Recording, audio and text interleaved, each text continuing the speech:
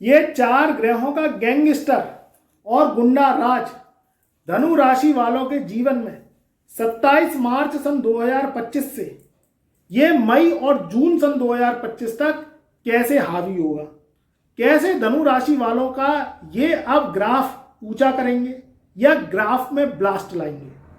मित्रों, 4 ग्रहों की चौकड़ी जीवन में बड़े बदलाव का संकेत दे रही है।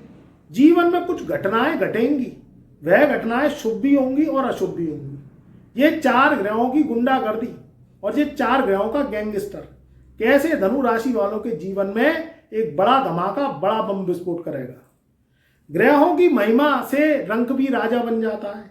ग्रहों की महिमा से जो है गरीब भी बादशाह बन जाता है। ग्रहों की महिमा जब आती है तो रोड़पति से करोड़पति भी बनाने का काम ये ग्रह ही करते हैं।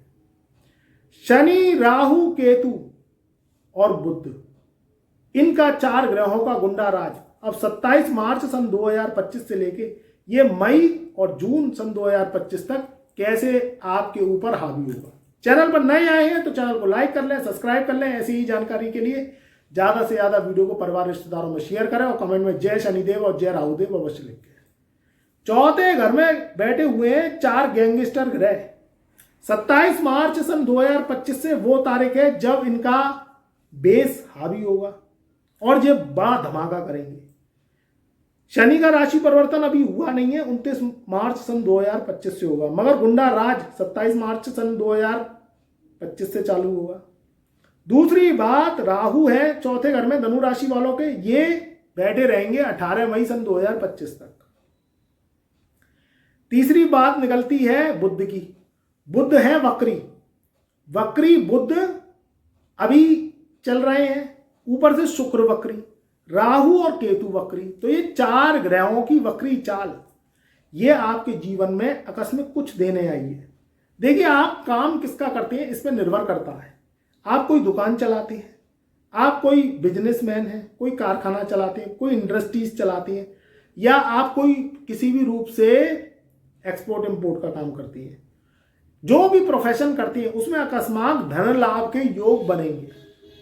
सोते सोते भी आज के जीवन में आदमी पैसा कमाता है, मगर वो राहु की ट्रिक है, वो हर किसी को प्राप्त नहीं होती है तो वो किस्मत वाला होता है। आप अगर इंटरनेट से जुड़े हुए हैं, इंटरनेट के माध्यम से राहु व्यक्ति को अमीर बना सकता है, मगर वो भी राहु की देन होती है। आपकी किस्मत में होता है, आपकी कुंडली में होता है, या आप किस्मत अपनी खुद लिखते हैं। ये राहु कहता है किस्मत बनाने से नहीं बनती। जब मनुष्य का जन्म होता है तो वो नंगा आता है। कपड़े मिलते हैं भाग्य से, मौसी दे देती है कपड़े, कहीं ना कहीं मामा के यहाँ से कपड़े आ जाते हैं, ननिहाल पक्ष के से कपड़े आ जाते हैं, या दादी से कपड़े आ जाते हैं। कहीं ना कहीं आपके परिवार में से ही कपड़े पुराने पहले आते हैं, नए कपड़े वही देते हैं आपके रिश्तेदार। तो झबला सिलना हो तो कहीं चादर काट लिया, कहीं बेडशीट काट ली, कहीं कुछ कर ली। तो व्यक्ति क्या है, बच्चा जब आता है तो मनुष्य शिशु के रूप में आता है तो नंगा आता है, उसको परिवार वाले ही कपड़े देते हैं। क्या वो खुद कमा के कपड़े ले पाता है? आप बताइए कमेंट करके। तो भाग्य से चीजें मिलती हैं, कहीं ना कहीं उसका परिवार, मौसी, मामा, ताऊ, चाचा या ननिहाल पक्ष या दादी, नानी, अम्मा, वो क्या करती हैं, वो जबला सिल देती हैं बच्चे का और पुराने कपड़े से उसका तन ढकता है। फिर जब शुद्धिकरण होता है बच्चे का, जब उसका दस्तौन होता है, तब नए कपड़े उसको पहनाए जाते हैं। वो भी परिवार वाले ही देते हैं, वो खुद कमा के नहीं लेता, खुद कमा के नहीं लाता। तो कहने का तात्पर्य यह है कि भाग्य से चीजें बहुत मिलती हैं। भाग्य से व्यक्ति को घर का मकान मिल जाता है, माता पिता की संपत्ति मिल जाती है, बाप दादा ताऊ चाचा की संपत्ति मिल जाती है। ससुराल पक्ष से, अब ससुराल का क्या है रोल, ससुराल पक्ष में एक ही वारिस था, वो दामाद ही रहा, दामाद को सारी संपत्ति मिल गई वसीयत के रूप में या गिफ्ट के रूप में, या कहीं ना कहीं दहेज में गाड़ी मिल जाती है, लोग बागों को कैश मिल जाता है। बैठे बिठाए सोता हुआ व्यक्ति भी वो क्या है कि खाते कमाते को तो शादी हो नहीं रही, और जो सोते हुए हैं, जो कुछ नहीं करते हैं, उनका भाग ऐसा उज्ज्वल है कि उनको बैठे बिठाए जो है लड़की वाला दान दहेज दे जाता है। ये कड़वा सच है। उसे गाड़ी दे जाता है, भले ही वो निकम्मा है, कुछ नहीं कमाता, शादी के बाद में परेशानी आनी है क्योंकि वो कमाएगा नहीं तो खर्चे कहाँ से चलाएगा परिवार के। मगर फिर भी भाग्यवश ऐसा होता है कि निकम्मों में ही दुनिया घुसती है, निकम्मों में ही लड़की दे जाएंगे, शादी कर जाएंगे, भले ही लड़की शादी के बाद दुख रोग है। तो क्या है, ये भाग से मिलती है, और भाग किस्मत से राहु देता है, बृहस्पति देता है। तो यहाँ क्या है, भाग का किसने खाया, और भाग का खाया तो पेट ने पचाया। यही स्थिति है आज की। तो यहाँ क्या है, भाग का बली होना बहुत जरूरी है, भाग से चीजें बहुत मिलती हैं। तो यहाँ चार चार ग्रह क्या करेंगे, भाग को जागृत करेंगे। अब आप काफी समय से प्रयास कर रहे हैं नौकरी के लिए, परेशान हैं, मिल नहीं रही, धनु राशि वाले जॉब लेस हैं। अब आपने कहीं ना कहीं कोई इंटरव्यू पहले दिया हुआ था, उसकी कॉल अब आई है, कॉल अब आई है और आप सेलेक्ट हो गए।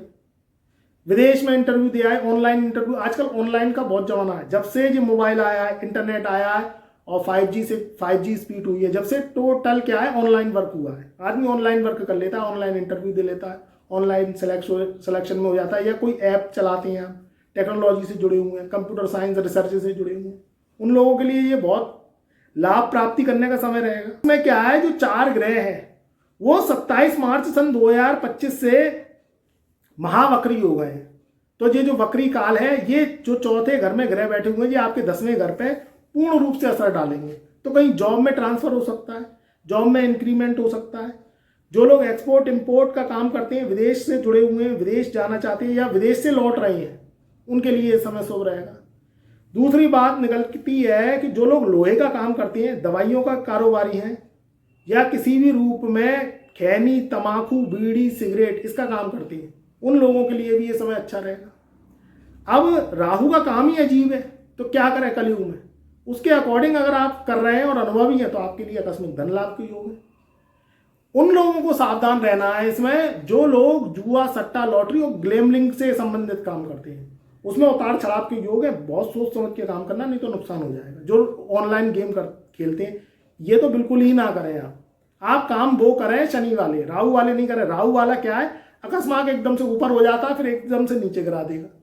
तो आप ऐसे काम ना करें, वैसे काम करें जिसमें रिस्क ना हो और आपको अनुभव हो, तब वो काम करेंगे तो आकस्मिक धन लाभ के योग बनेंगे। दूसरी बात, आपको थोड़ा सा इंतजार करना पड़ेगा 14 मई सन 2025 तक का। ये तो समय आपके लिए आकस्मिक धन लाभ के योग बनाएगा, मगर 14 मई सन 2025 से जब आपका देवगुरु बृहस्पति छठे से निकल के सप्तम भाव में आएगा, तब केंद्र अधिपति राजयोग लगेगा। तो आपके जीवन में लंबे लंबे जो कैपिटल गेन्स है वो लगेंगे।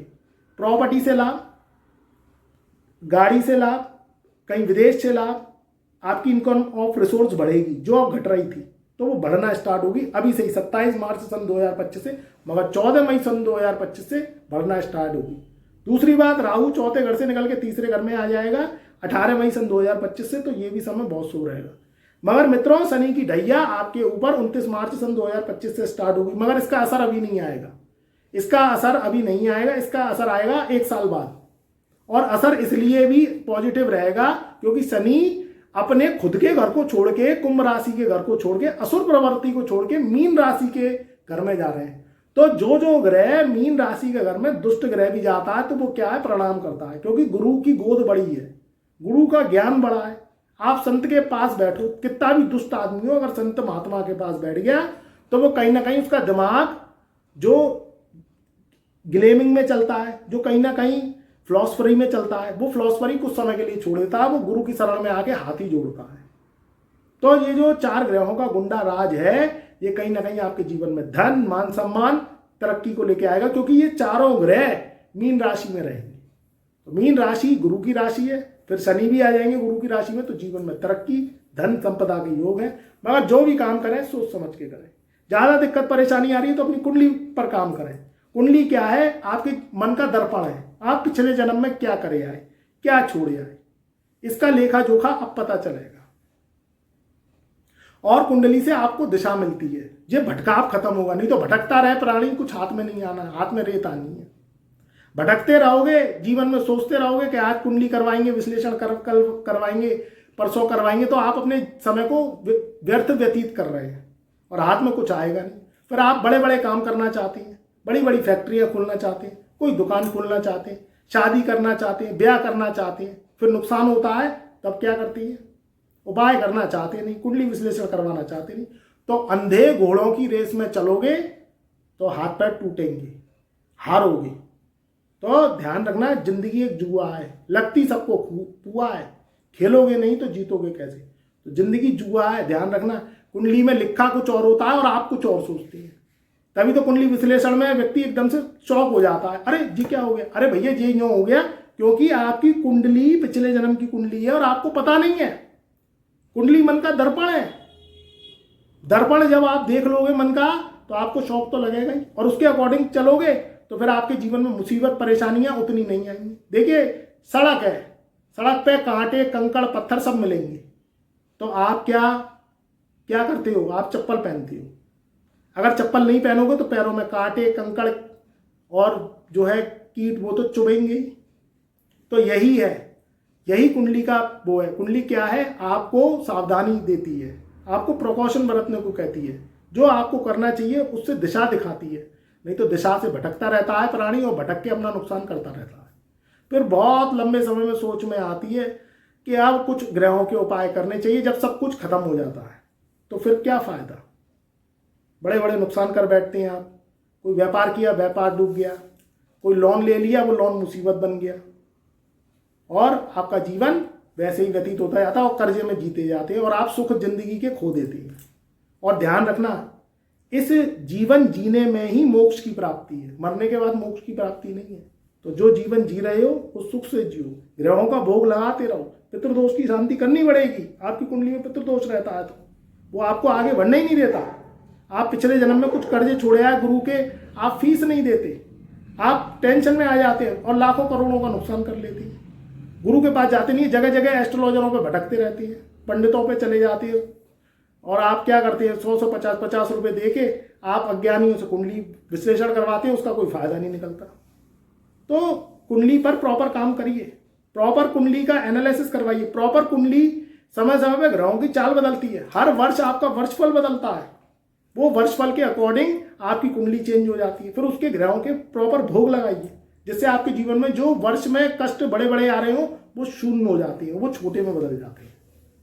तो यही मेरा संदेश था, आपके जीवन को सदुपयोग बनाने का, आपके जीवन का उन्नति का मार्ग खोलने का, और आपके जीवन को भटकाव से बचाने का।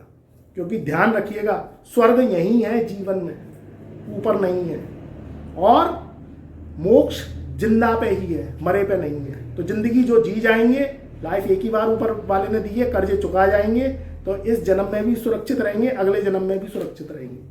खुश रहें, आबाद रहें। चैनल पर नए आए हैं तो चैनल को लाइक करें, सब्सक्राइब करें, ज़्यादा से ज़्यादा वीडियो को शेयर करें, और कमेंट में जय शनिदेव, जय राहुदेव, जय गुरुदेव अवश्य लिखें। क्योंकि भटकाव से बचें, जीवन में तरक्की लेते रहें, जीवन में आए तो कुछ सुख का जीवन बिताएं, दुख खत्म हो, यही मैं कामना करता हूँ, यही आपको सदैव आशीर्वाद देता रहूँगा।